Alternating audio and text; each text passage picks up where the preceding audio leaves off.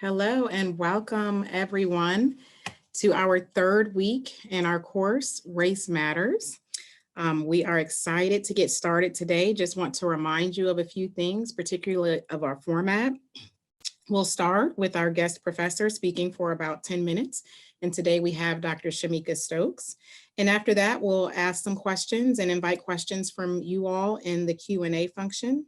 And of course, to respect your time, we will end this session at 7 p.m. So know that we may not get to all of the questions in the Q&As, but please do post your questions there. We will make this session available on our class YouTube channel tomorrow, so we can all continue the conversation there. And additionally, for those of you who signed up to join the optional book club led by community member Betty Lohr, those book club discussions will begin next Monday, February 7th at 7 p.m. If you signed up for the club, please check your email for the Zoom link for those book club discussions. And those discussions, that book club has closed for membership at this point. So if you did sign up, you should have received a Zoom link in your email. Yeah, that book club should be pretty darn cool. Y'all are going to get to talk about a book that I'm now reading for the first time too, on the recommendation of Dr. Carol. Before we get started today, I wanted to show everyone a feature on our Canvas page that you may or may not have known about. So part of our intention with this class is for the materials that our guest professors are creating for you to make those available beyond the bounds of the class. So this is a publicly available Canvas page, which means that it should stay available to you even after May, and not only to people who are enrolled in the class, but to anyone who is interested in learning more from the class. They can access this page, and you can look at material for this current week. So there's the lovely Dr. Stokes.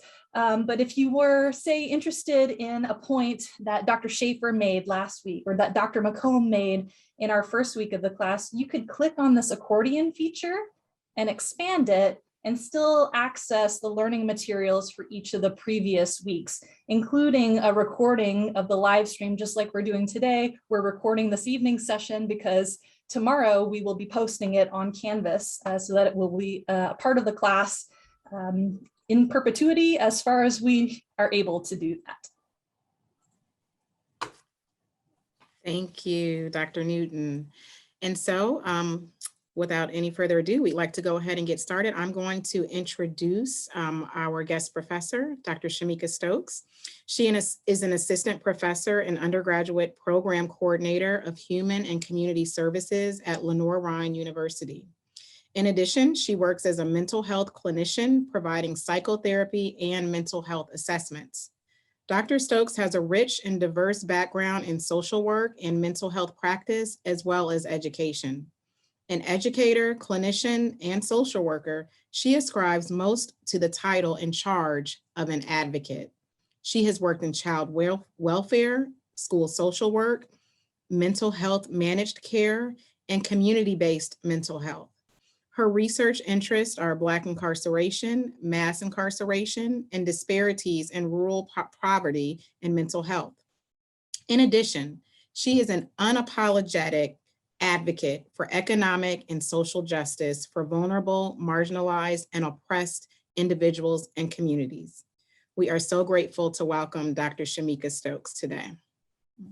Yes, and in addition to Dr. Stokes, we are joined by Dr. Carol Alvarez, who is a passionate and knowledgeable social worker. So if Dr. Stokes is bringing the academic approach, Dr. Alvarez is bringing the boots on the ground, in the trenches kind of, well, maybe I should stop with the military turns of phrase. But anyway, she's a social worker with over 15 years of experience. She has expertise in providing high quality support in the fields of mental health, child and family services, hospital care, workforce development, and early child education. Dr. Alvarez has a master's and a doctoral degree in social work from the University of Southern California's Susan Dworak Peck School of Social Work, and her research interests include the complex phenomenon of mass incarceration and advancing smart decarceration. welcome Dr. Alvarez. And so I think, Dr. Stokes, we are going to turn it over to you to share or speak for a few moments before we begin to take questions. Okay. First, I want to say thank you both for the opportunity. I'm excited to be here. And so before we really jump into the Q&A, there was a video in the PowerPoint I noted or referenced the Crown Act. And so there's a 2-minute video, I think it's 2 minutes, that I really want to play to just sort of drive home and sort of just open up the conversation about institutional racism. So I'm going to click on that.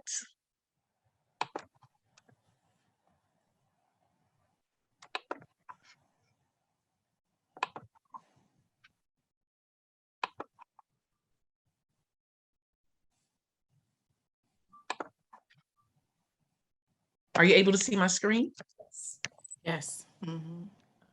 Right, I think, let me just one thing, my apologies.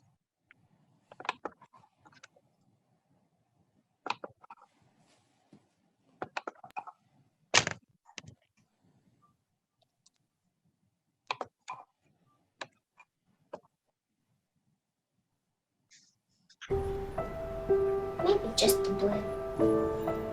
My dad always told me that I should love my hair.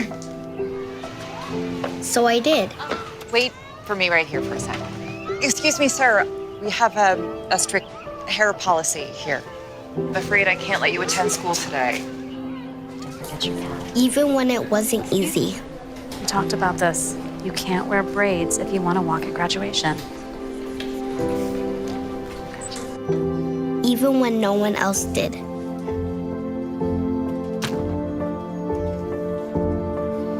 My dad always told me that I should fight for my hair. So I am.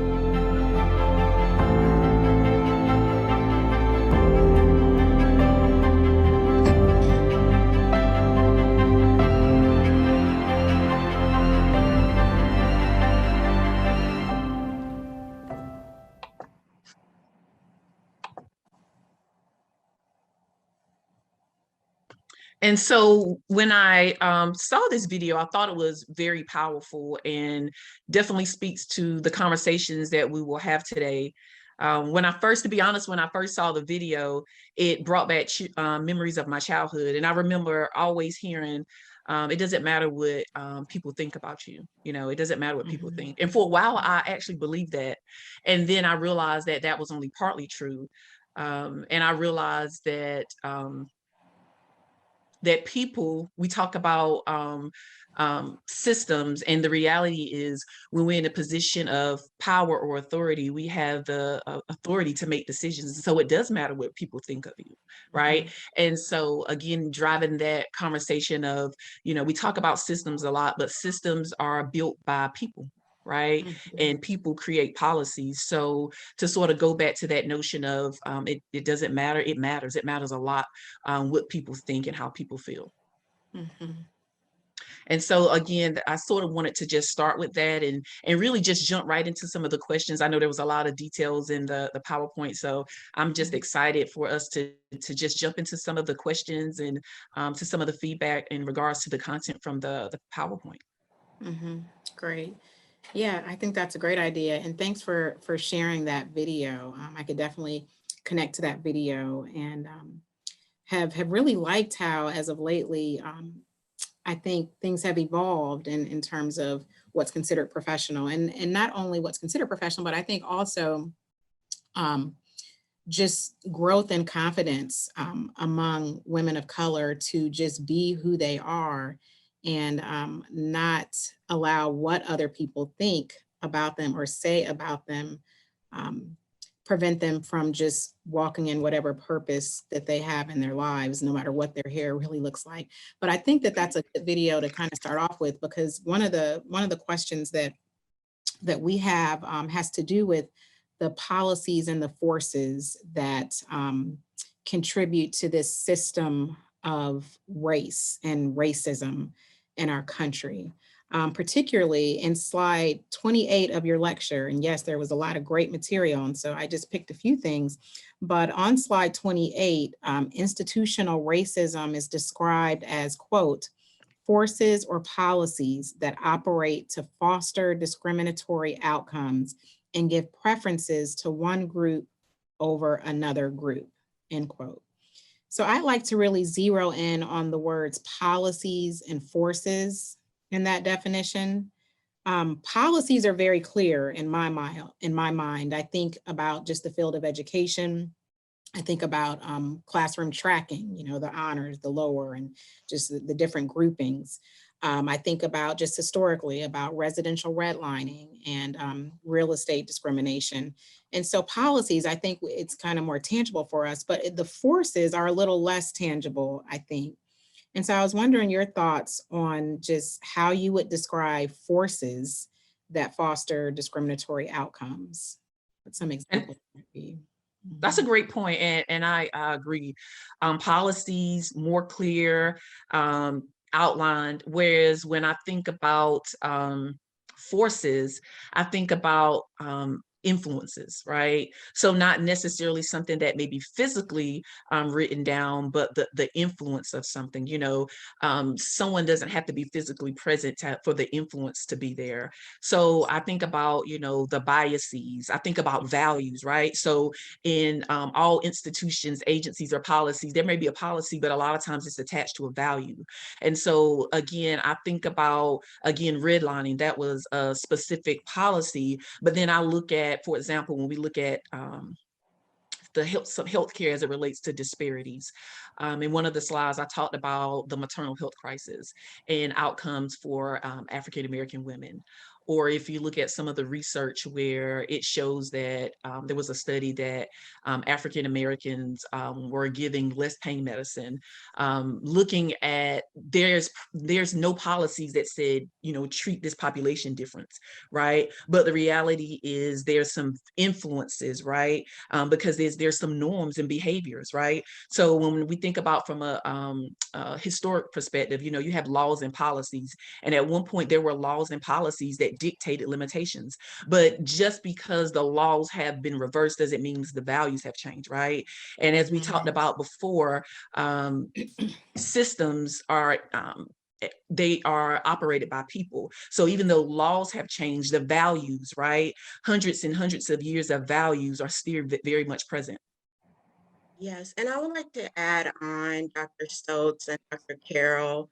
I like to speak from personal experiences, but when I think about forces, specifically, I think about the individuals and the values, the biases, the stereotypes that they carry in delivering a service within these systems, right? So it's not specifically policies, but for example, I still live in a very underserved community.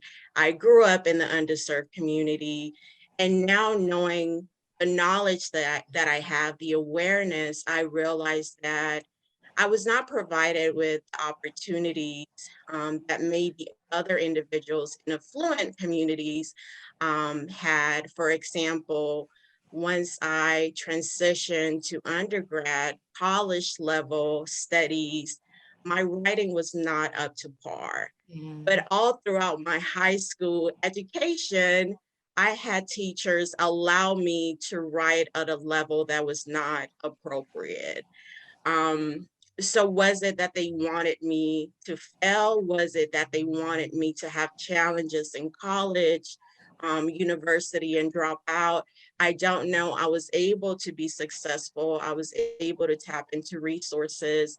But when I think about forces, I think about those individuals that really guide a lot of the systems, a lot of the individuals that interface with families involved in children and family services, and families who access healthcare, and families that may access access to care, employment. What are those beliefs? What are the biases? Those are the forces that I think are presented in the PowerPoint slides that Dr. Stokes provided. Yeah, I'd love to kind of follow up on that, because I think what I hear you all saying is that the forces come in just the beliefs and values that people hold that are not, they may not be in print in a printed policy, but it influences how policy is enacted, and it influences the policies that come into play based on people's values and beliefs. And you see those as kind of the forces. Well, I wonder, do you think that fostering discriminatory outcomes through these forces is intentional with malicious motives, or do you think fostering these outcomes may be done kind of subconsciously as a result of just ingrained ways of thinking about race that assign more value and intellect to one race than another? And I think about what you said about your teachers. I mean, being a teacher and having also taught, from middle school on up, and seeing what you're saying of people being passed along when they don't have the skills, people being given an A when there's no periods or commas or subject verb agreement, and, oh, but the ideas are good. And so, and so you go on and then you're not prepared. I don't know. I don't know that I think that that's malicious. I think there might be something else at play. So I wonder, what are you thinking is at play in these forces? I think that's a really good question, Dr. Carol.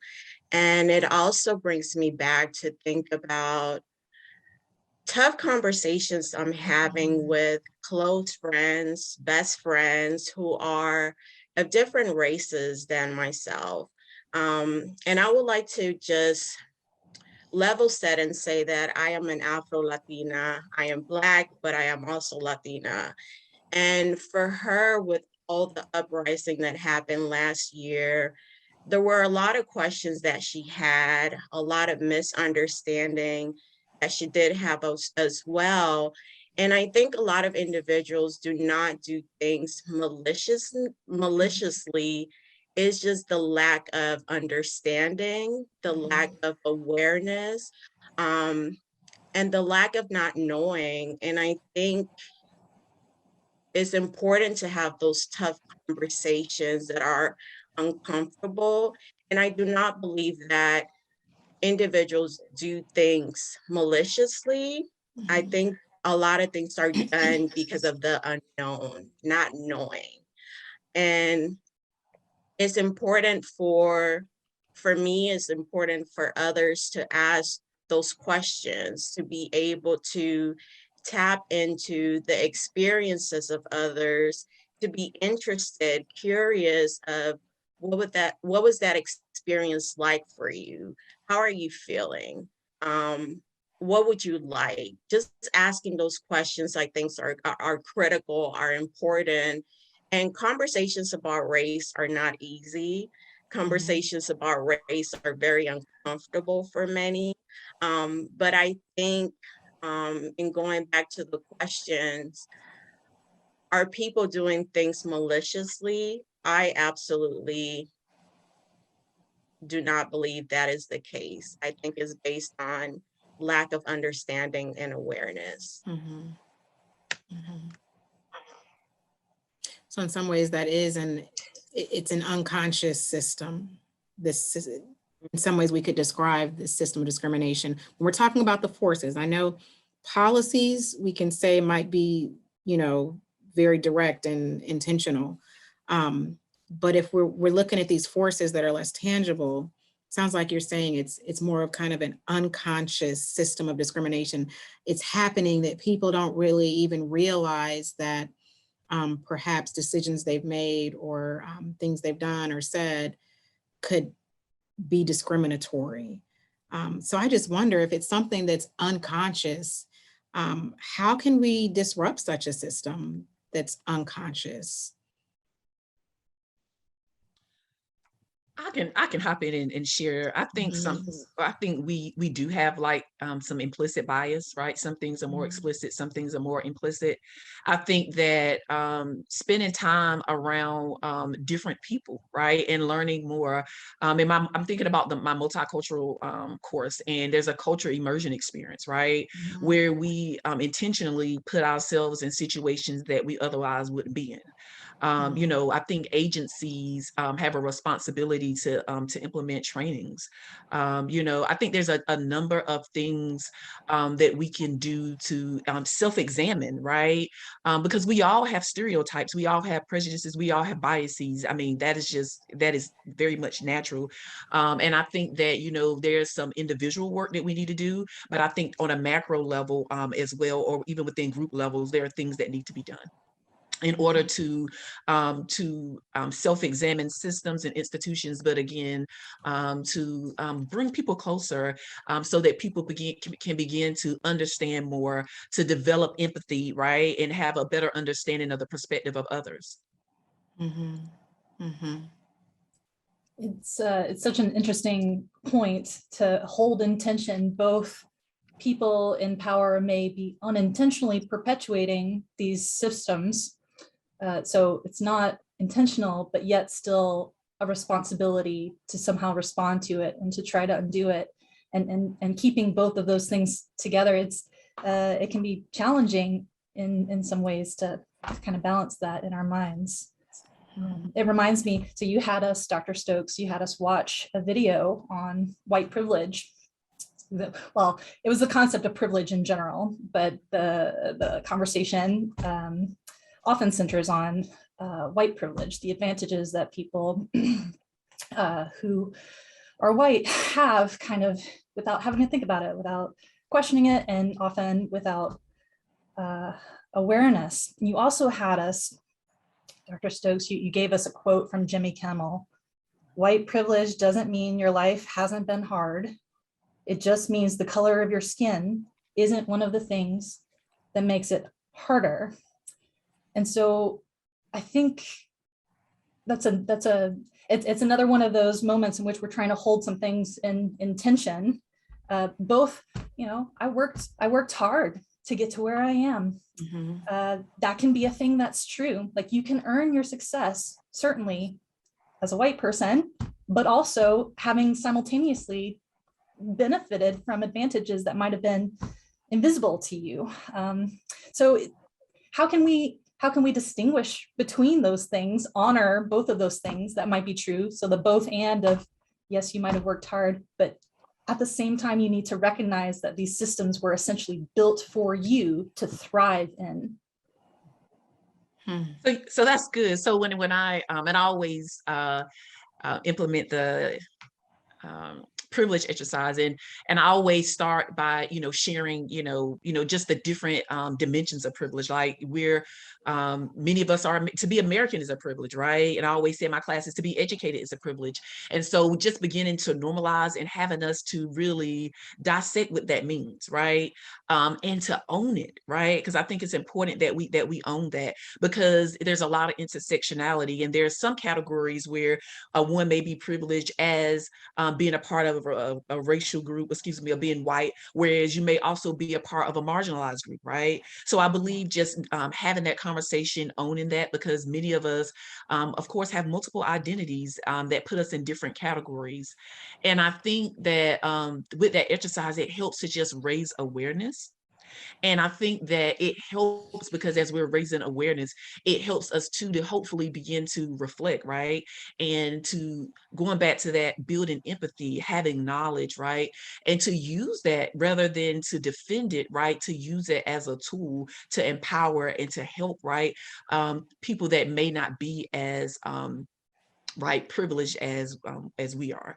And so I think that it really begins with coming in with an open mind of understanding, in this category, I may have this level of privilege, but understanding too that there may be other disadvantages.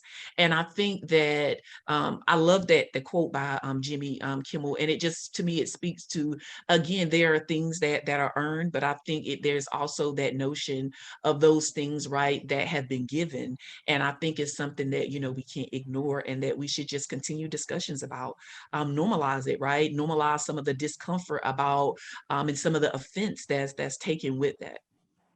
Mhm. Mhm. I hope we have, that was And I helpful. hope you, Yeah. Oh, good. We do still have Dr. Alvarez with us. Awesome. Okay. Yeah. Well, great. Thanks. Let's see. We do have some questions coming. yes, I'm sorry. I am having a little bit of challenges, but I wanted to also,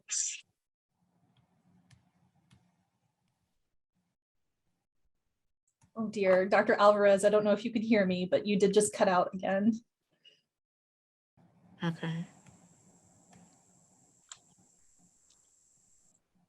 We'll keep working on this technical Okay. problem, but Dr. Carol, Yeah. you were going to pull in another question from the Q&A, and maybe Well, yeah, we can hear from this Dr. Alvarez. This is kind of a follow-up to what we were just talking about. This person, Andrew Massey, has said, when someone expresses an unconscious bias or prejudice, it is an opportunity for education. Kind of that's what you all were saying. And he has asked, what could be some strategies to engage people in this manner? The privilege walk, obviously, in the video is one. Reflecting is one. Other thoughts. I know that, just in one of my classes today, our director of multicultural affairs did an exercise with students that discussed kind of like being in the elevator with people you don't know and who are different, and how you react based on who gets in the elevator and who doesn't. And so even just that activity of talking through how you react and thinking about, why do you react that way? What causes you to maybe get off the elevator if someone gets in looking a certain way, and stay on if someone gets in, like what causes all of those things. And I think that my students today really benefited from just being able to think through what motivates their actions and thinkings and reactions. You all I have was just strategies? Mm-hmm. I was just going to jump in and said, nothing big or fancy, but that was a great point that the person made. And I was going to say it is a teachable moment, right? And I think that a lot of these conversations, as we've heard, they start at home, right? A lot of times we think about going into these huge spaces and sometimes making big impact, and it's like right in the safety of our own homes and within our circles, creating safety and open spaces, right? So that people feel comfortable, because some of it is in ignorance, right? And oftentimes it's not comfortable or safe, right? When we think about cancel culture, and how safe is it sometimes to really even express what you're really feeling? And if people can't do that, how do we get down to it? So I really believe in, even within our own intimate circles, just initiating conversations, right? Following up with people, and I think starting small and having those conversations, it's like the snowballing, right? We become more and more comfortable. Just like spaces like this, it can be very, very uncomfortable. But again, just in our intimate, private conversations, talking about these matters, right? And I think it prepares us for different rooms and different people. Sometimes when we're moving into spaces that are more heterogeneous, opposed to our daily homogeneous groups that we sort of navigate in from day to day. Annie Fritschner in the Q&A says she's going to show the video that you showed on the Crown Act to her friends. So that's a good example of starting the conversation, right? She's walking the walk. Yeah, and I think about, books, narrative stories. People learn so much when people are willing to share their truths and their stories. And that's, part of why I'm so happy that Betty Lohr is going to be leading a community book club in connection to this course, where they will read a narrative, a nonfiction account, and connect to the course themes. And so here you can have an opportunity to walk in someone else's shoes by just, reading the literature. And later in this course, Dr. Laura Hope Gill is going to talk to us about how stories can help us create empathy. And so I have found in my classes a very great way to have these conversations and get people to be comfortable to discuss, is to share stories, read narratives that deal with some of these types of issues. I totally agree with both of the comment and just with comments and everything, because I think about it, this is a it's very sensitive in nature, the things that we're talking about. And I always say too, these are things we've been taught not to talk about, right? I remember like being young and they're saying, don't go to school to talk about race, don't go to school to talk about religion, don't go to school to talk about politics, don't talk about those things.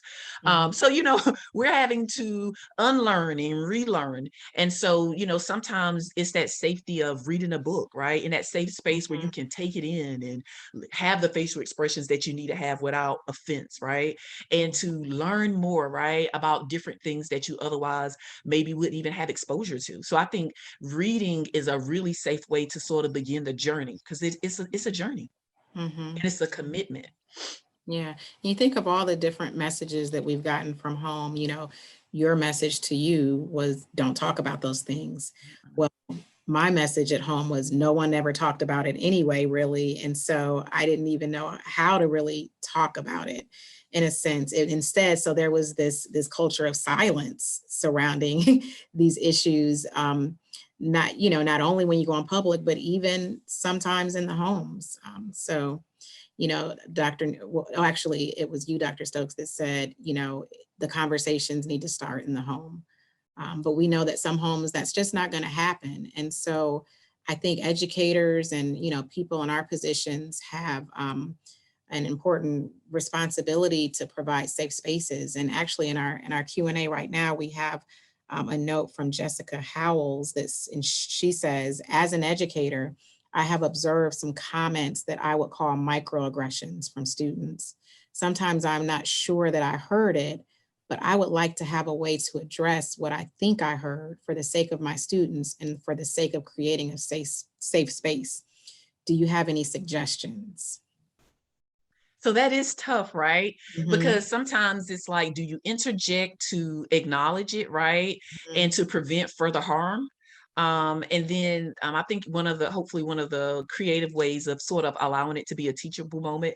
Sometimes, you know, I mean, a lot of times we're emotionally like triggered sometimes by the things that said, but trying to find ways to, you know, tell me more about that, or what did you mean by that? And I believe in experiential learning, right?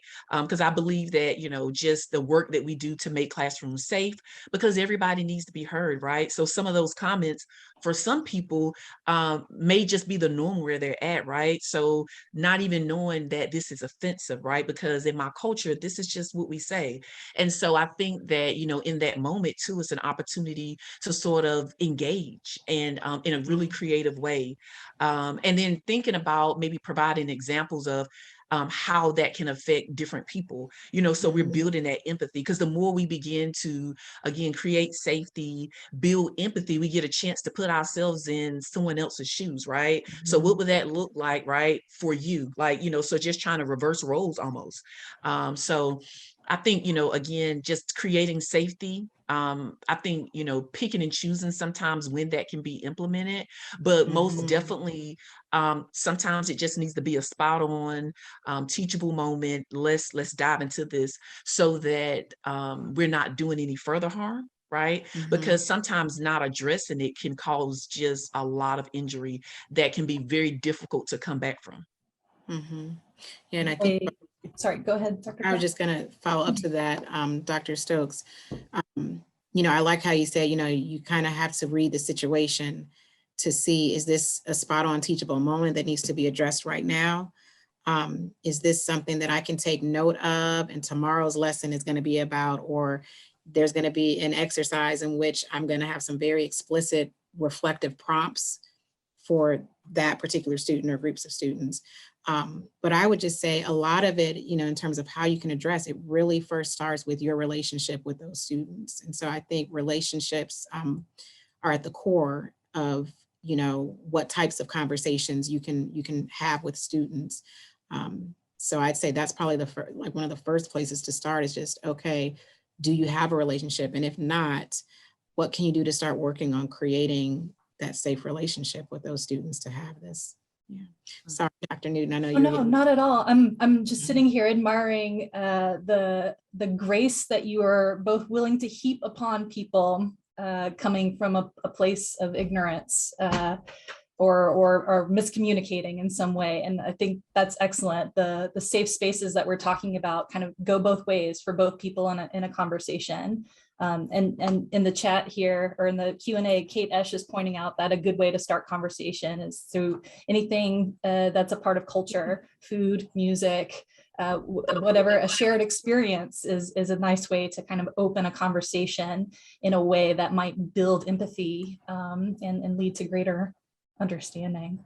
And maybe, so we had another comment come through. Dawn brought up the Whoopi Goldberg controversy. Shall we dive in? So I don't think Whoopi got the same kind of understanding and empathy, whether justified or not. I don't think that she got that in the way that the conversation has played out in the last few days, at least based on, let's see, I saw her on the Colbert Report talking about it in a way that really still kind of seemed wounded. Can y'all comment on how gaffes in talking about race kind of play out in the wider culture, and how we as individuals can maybe do a better job? Mm-hmm. I would say point that, out, I'm sorry, I'm just realizing, I'm assuming everyone knows the Whoopi Goldberg controversy, which was that she said that the Holocaust was not about race, that her understanding of race is entirely based on skin color, from the perspective that she is coming from as a Black woman in America. She thinks of race, she thinks of skin color. And then the response back was, well, the Nazis certainly thought about Judaism as a race, and then made horrific, built their horrific actions on that understanding of Judaism as a race.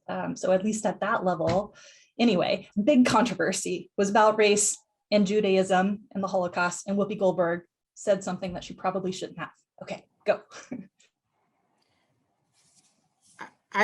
Go ahead. Will you go ahead, Dr. Stokes?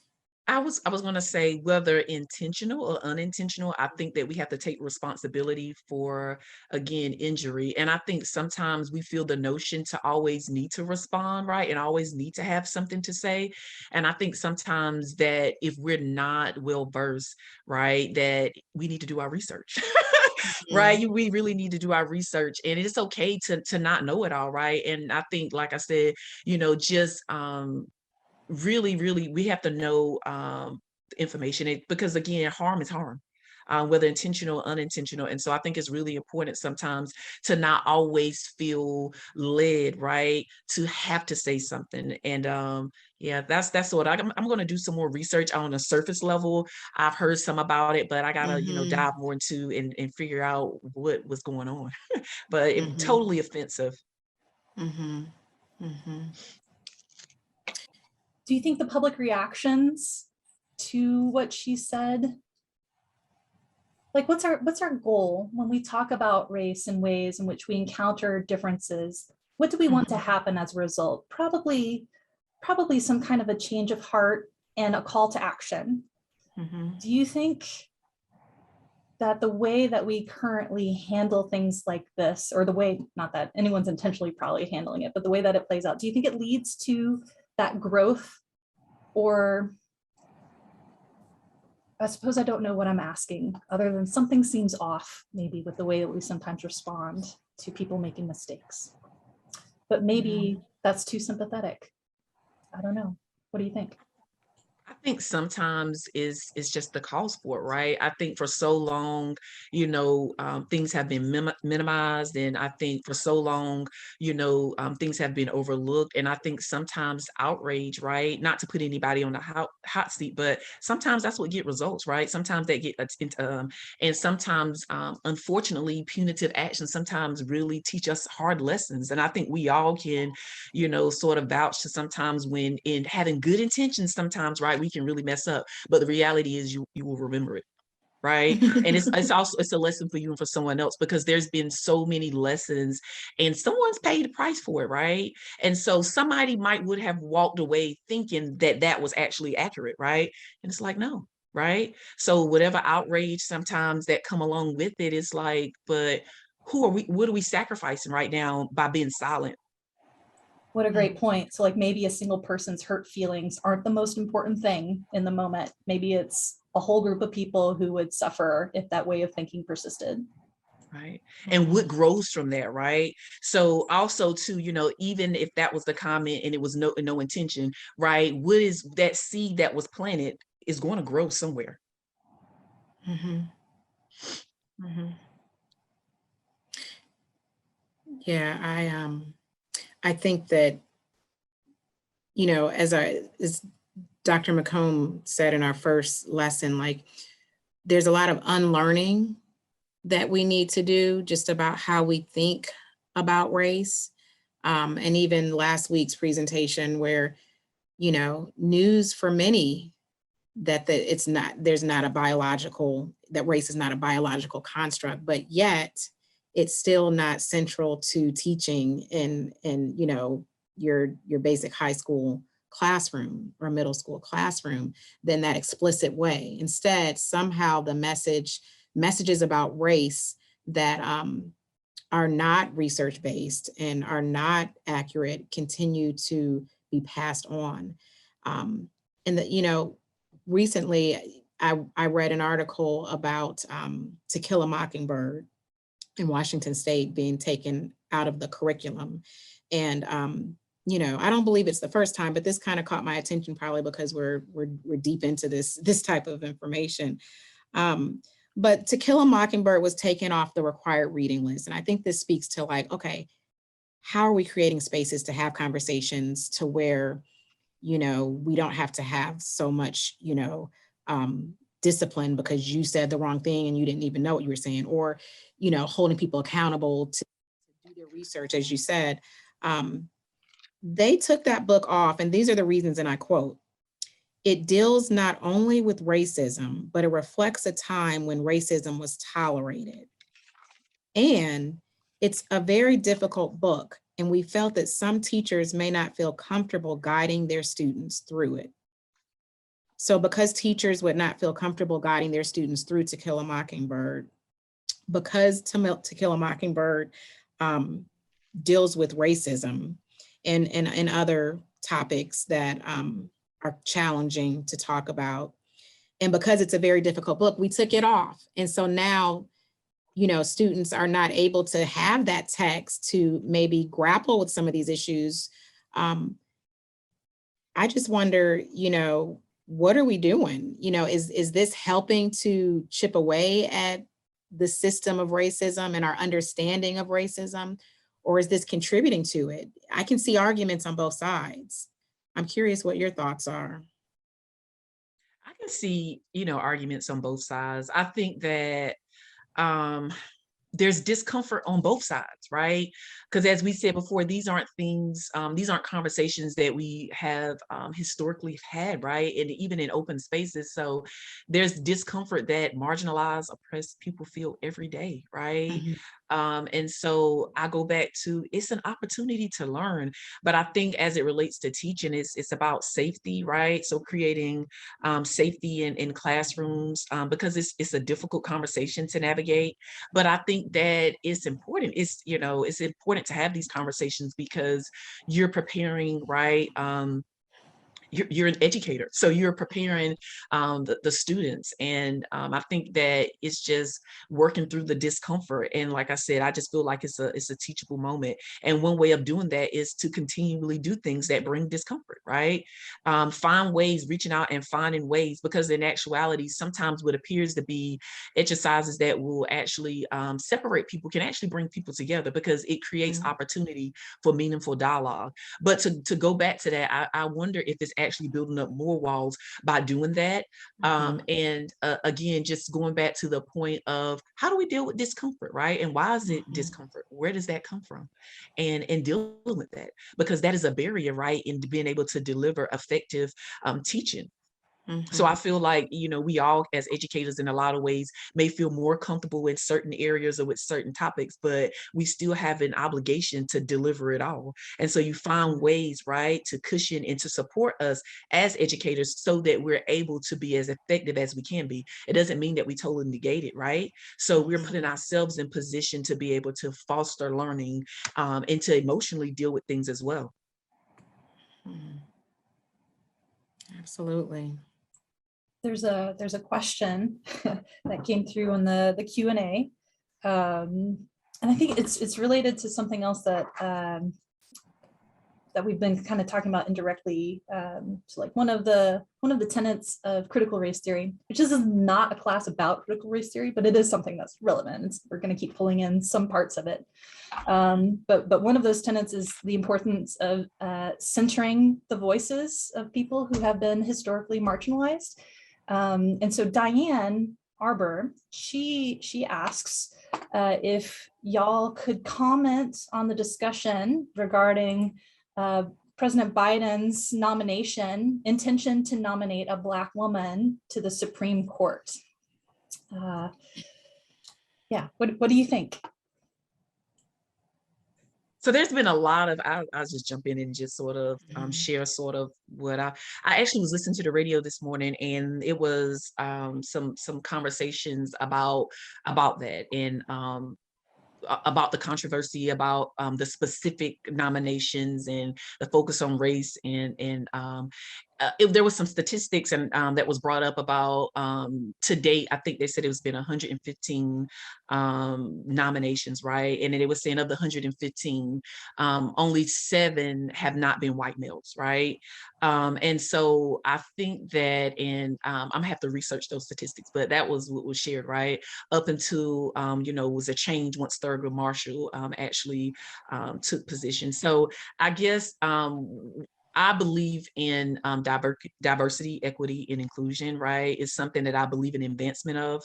I believe that, looking at, when we look at the highest court of the land and looking at representation, right? And looking at the fact of all the decisions that are being made, as was noted and talked about this morning when I was listening to this station. And so when you talk about the highest court of the land and all these decisions that's been made and looking at the diversity that's there, and I think that it's important to have people that are qualified, but I think it deserves equal attention to look at who's not being represented, right? Because I think so many times when there is not diversity, we lack sometimes innovation or sometimes knowledge, because again, we're in autopilot mindset of I never had to think about that, right? So when there is diversity and when there's representation, I think in a lot of ways it brings it, well, not in a lot of ways, I think diversity actually not only like levels the playing field in some regards, I think that it brings fairness, right? And particularly when we think about justice, it brings a perspective that seems to date has not been present. Mm-hmm. Wow. Yeah, I think that that the whole thing about appointing the Black woman, and the question says, is this reverse discrimination?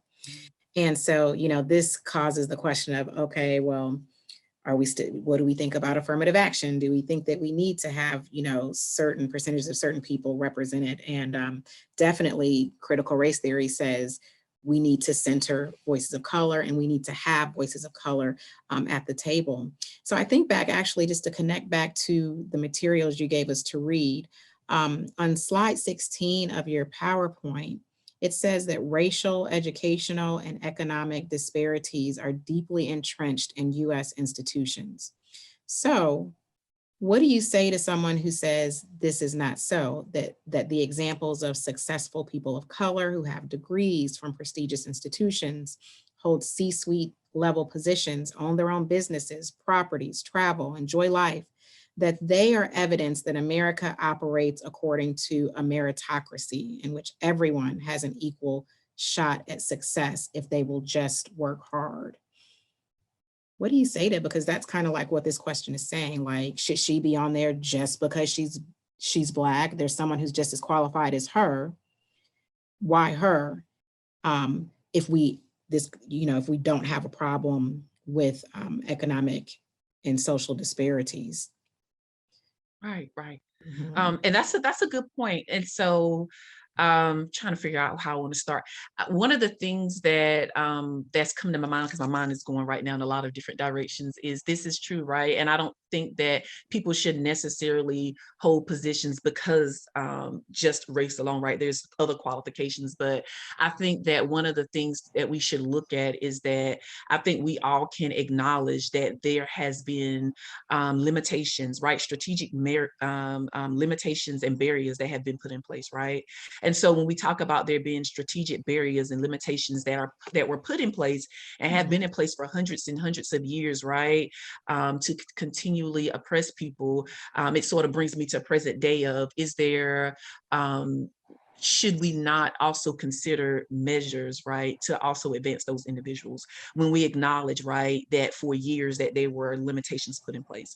And so even though present day in 2022, there is a lot of opportunity, does it undo, right, the years and years and years of residue, right, and the years of harm that was done, and the years and years of oppression that set people, individuals, groups, and communities behind? And do we have a social, is there a responsibility that we should take, right, to implement measures to bring those individuals ahead when we have statistical data, right, that shows that those disparities actually exist?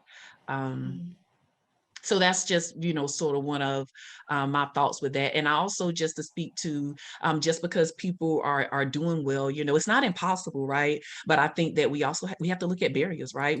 We don't just look at the person, we have to look at an environment, and then we have to look at data, right? Data informs what we do, right? So there's science behind a lot of what we see. A lot of policies are reactive, right, because of what is there. So we have to let data continue to inform. So my question goes back to, because we know that for hundreds of years this was in place. Civil rights was enacted, took place in what, the 60s. So we're talking about what, less than 60 years, right? So hundreds of years, and now we're 60 days, 60 years into it. Is there not should we not consider that? And again, when we start looking at diversity, when we look at equity, when we look at inclusion, right?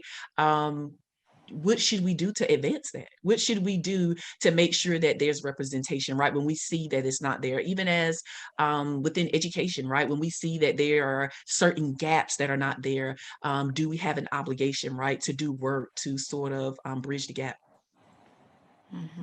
I'm curious what you think, Dr. Carol. I would have loved to have heard from Dr. Alvarez too. She's still trying her hardest to get back in. But Dr. Carol, you're an education professor. What do you think of the meritocracy and how that idea in American culture stacks up with our history of systemic injustice, our history and our present of systemic injustice? Right. Yeah, I think that you know, in my classes, we talk a lot about the myth of the meritocracy, that it is not so for everyone. And all we must do is look at history, as you said, Dr. Stokes, to see that if everyone doesn't start at the same starting line, then they you know, one's going to get to success a little faster than the other, and the other one might not get there if there are barriers in place, you know, that the other person does not have. And, you know, we talk about a lot of the economic barriers, the poverty, you know, just the intersectional issues and constructs that connect to race that, you know, become barriers. And so I think that we need to see the myth part of it. Yes, I do believe that there's something to say for hard work. And if you work hard, there's success that you can have. But it's also very true that someone could work very, very, very hard, you know, but if they have no boots to pull themselves up with, then they can't. And so for them, you know, that is a myth. I don't have any boots to pull myself up by my bootstraps. So yeah, you know, we talk a lot about in my classes, and we're going to get to education next week. So I won't take too much. Well, not next week. I think later in the week with Dr. McKesson.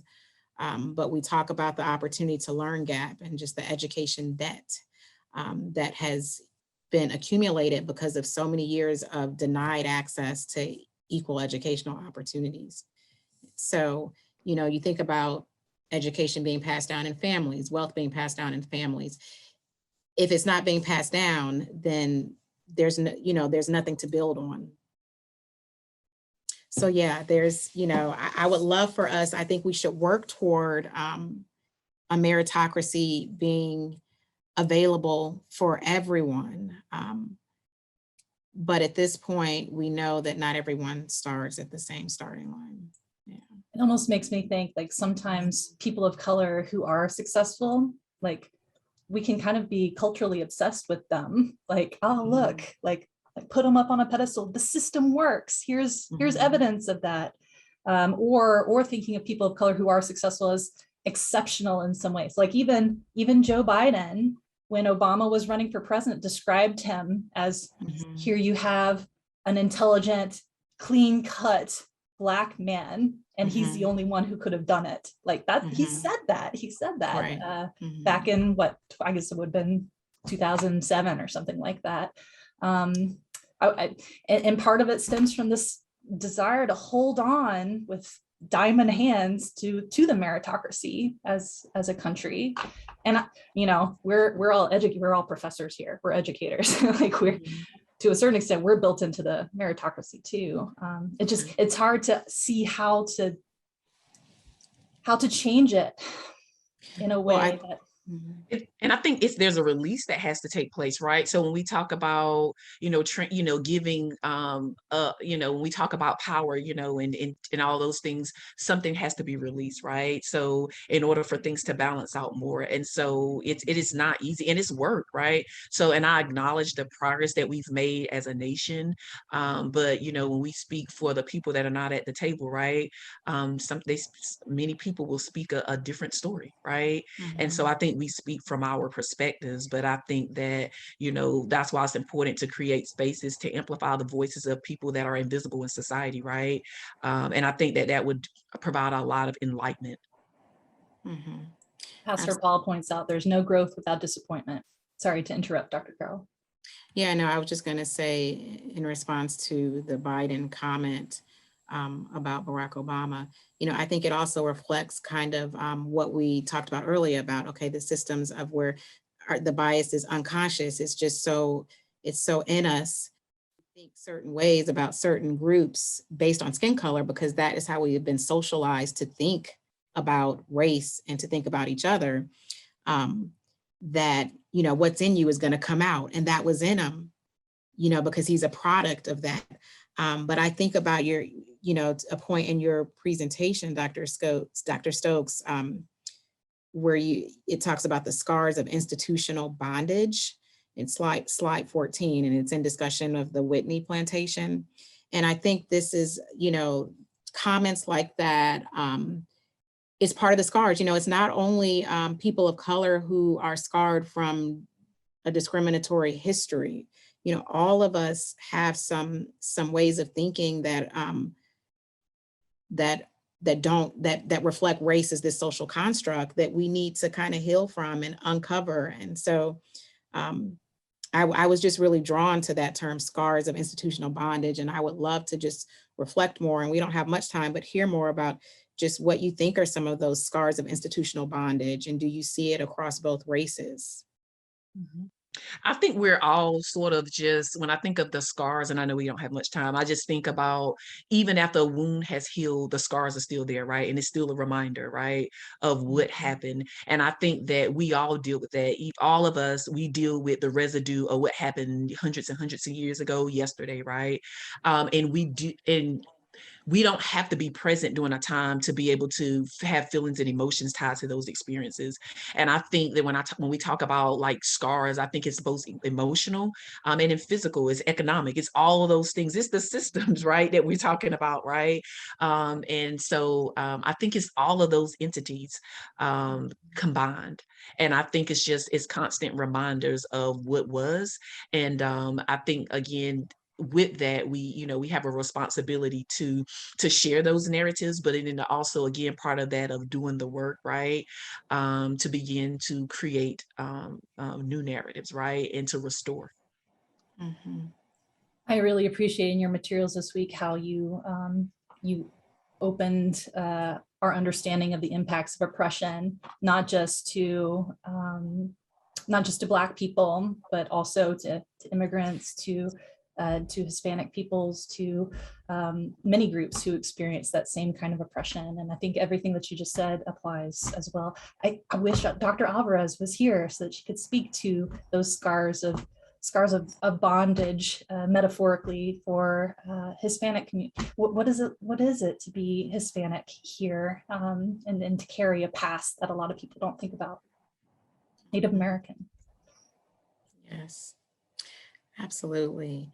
Well, it looks like we are just about out of time. And so I think I'm going to go ahead and close this out and just thank you so much, Dr. Stokes, for joining us this evening. And thank you to all of you who are live streaming in and for your questions and your comments. Recordings of tonight's lecture will be posted on Canvas and YouTube tomorrow. And next week, we will be joined by Professor Michelle Hewitt, who is an adjunct professor of psychology, and she will guide us toward understanding bias in the minds of individuals, including prejudicial beliefs, behaviors, and emotions. Looking forward to that. Absolutely. Thank you all.